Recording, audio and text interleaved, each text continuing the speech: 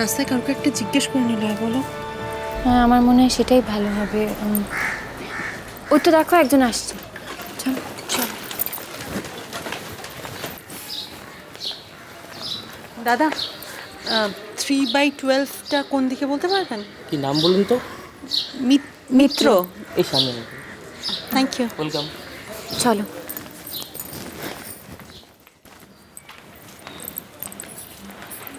এটাই তো মনে হচ্ছে।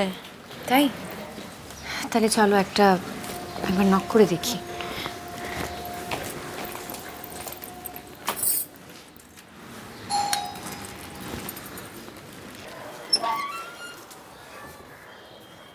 এ কি হিয়া, তুমি? তোমাকে টিউলিপে ফিরিয়ে নিয়ে যেতে এসেছি।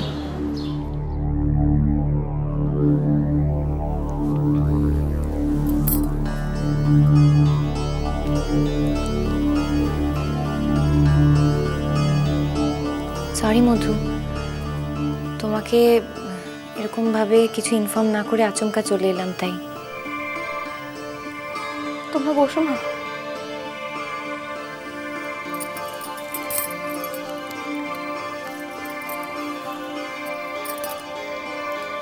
এসব আমি কি শুনছি?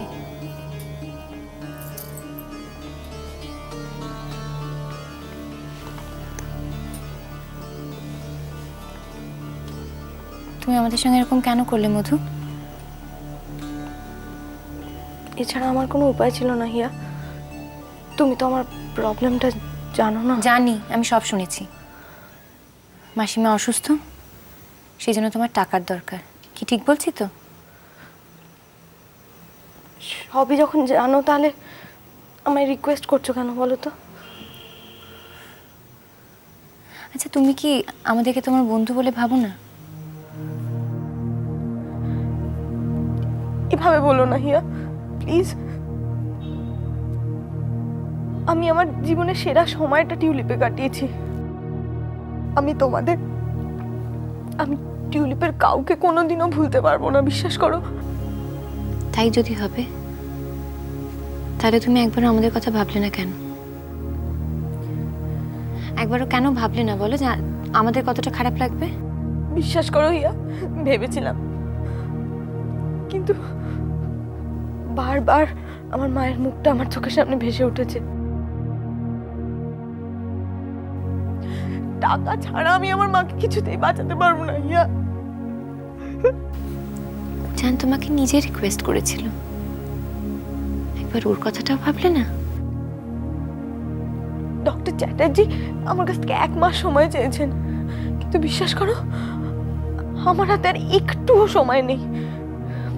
মায়ের অবস্থা দিন দিন ক্রিটিক্যাল হয়ে যাচ্ছে, আরো ক্রিটিক্যাল হয়ে যাচ্ছে।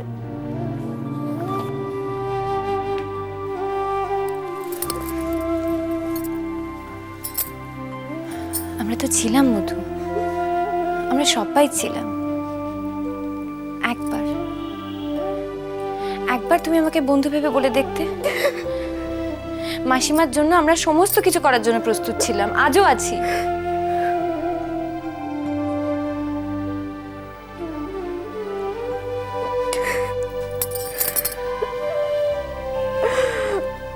তোমার মা শুধু তোমার মা নন, উনি টিউলিপ পরিবারেরও একজন।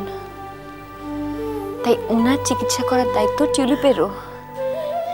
এই কথাটা তুমি কি করে ভুলে গেলে?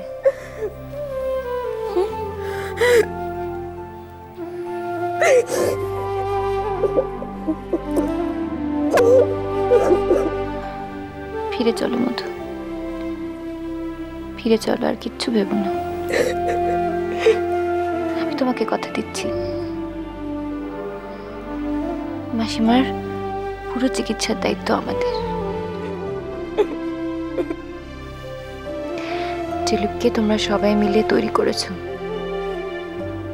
এভাবে ভেঙে যেতে দিও না প্লিজ, প্লিজ।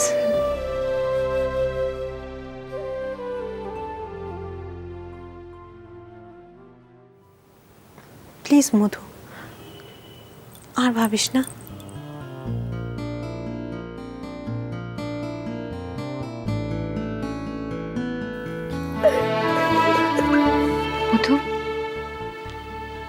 টিউলিপের দায়িত্ব এখন আমার, কিন্তু তোমাদের ছাড়া আমি কোনো দায়িত্ব পালনই করতে পারবো না। টিউলিপকে আরো সুন্দর করে তোলার জন্য আমার তোমাদের হেল্পের দরকার। সত্যি, তোমাদের সাহায্য ছাড়া আমি কিচ্ছু করতে পারবো না, কিচ্ছু না, আমি জানি। আমি আগেও তোমাদের বন্ধু ছিলাম, এখনো তোমাদের বন্ধু আছি। মনে করো না, তোমার একজন বন্ধু খুব আশা নিয়ে তোমার সামনে দাঁড়িয়ে আছে, তাকে তুমি ফিরিয়ে দেবে? আমি কথা দিচ্ছি, তোমার মায়ের চিকিৎসার সমস্ত দায়িত্ব আমাদের। প্লিজ মধু, একটু ভরসা করো, একটু ভরসা করো আমাদের উপর।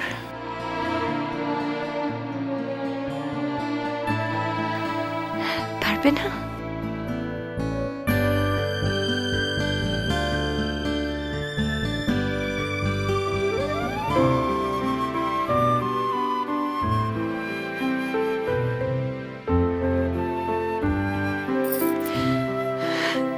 পেরেছি উজান,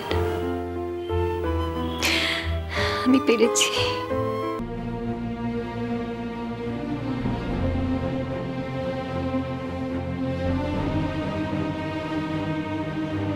জানো উজান, তুমি নেই, কিন্তু প্রতি মুহূর্তে আমার চারপাশে তোমাকে অনুভব করছি আমি। মনে হচ্ছে এই তো তুমি পাশেই আছো।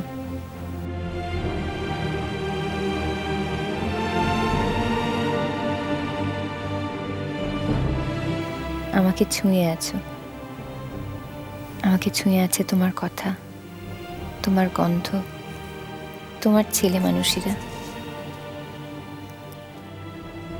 আসলে তুমি কদিনের জন্য কলকাতায় নেই ভাবলেই মনটা কিরকম একা হয়ে যাচ্ছে। যাই হোক, আগে তো কখনো তোমায় চিঠি লিখিনি, এটাই প্রথমবার। তাই কোথা থেকে শুরু করব, কি লিখব ভাবতে ভাবতে অনেকটা সময় কেটে গেল। এখন আমি ঘরে একা। না, ভুল বললাম, আমি তো একা নই, আমার মধ্যে বেড়ে উঠছে আমাদের সন্তান। তোমার দেওয়া আমার জীবনের সেরা গিফট। জানো, সেই সারপ্রাইজ গিফট তোমার লেখা চিঠিগুলো আমার সামনে বাক্সবন্দি। আমি ওদের ছুঁয়ে ছুঁয়ে দেখি, বুকের কাছে আগলে রাখি। কিন্তু জান, গিফট পেলে তো রিটার্ন গিফটও দিতে হয়, তাই না? আচ্ছা, আমি টিউলিপের জন্য খুব বড় কিছু করছি, সেটা জানলে তুমি খুব খুশি হবে না? আমি পেরেছি উজান, পেরেছি। মধুশ্রীকে টিউলিপের পরিবারে ফিরিয়ে আনতে পারাটাই হলো আমার তোমাকে দেওয়া রিটার্ন গিফট। ভালো থেকো। অনেক ভালোবাসা আর আদর দিলাম তোমায়, তোমার হিয়া।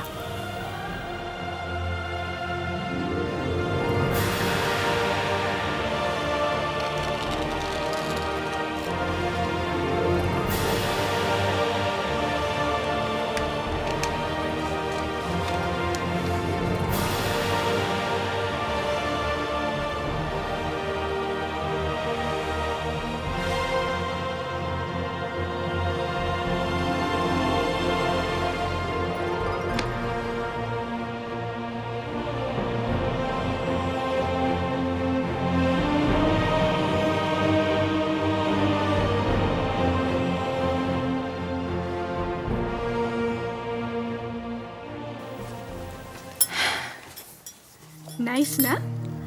Very pretty. কিন্তু কে পাঠালো? আমি বলছি মধুই পাঠিয়েছে, দেখো। আরে সেটাই তো দেখানি, দেখে নিলেই হয়। এই, চুপ।